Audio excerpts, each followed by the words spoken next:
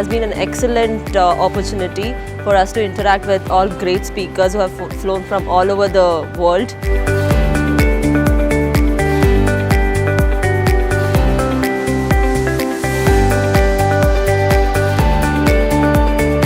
And it was very insightful, and I'm really grateful that my company and I have been invited to this event.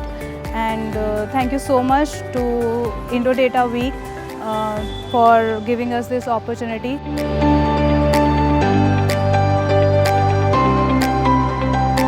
It creates a platform for converging the visionaries, the data scientists, the practitioners in the space of sustainable development and circular economy.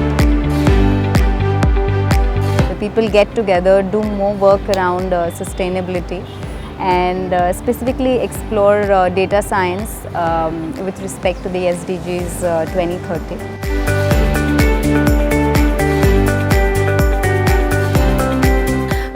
It's a great meeting, and it's addressing a very global unmet need for how to make our ecosystem sustainable, not just for this generation, but ensuring it's sustainable for generations to come.